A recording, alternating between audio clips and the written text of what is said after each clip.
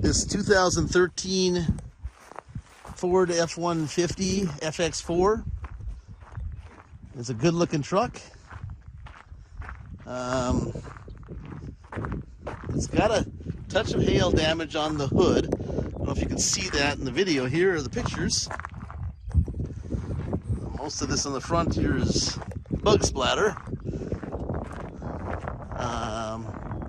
Got running boards, good tires. Cab corners are nice. A little bit of rock chip is all.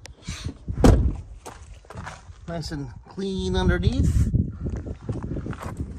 Little rock chip on the rear bumper.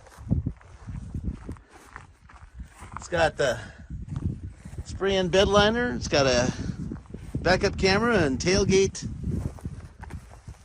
step.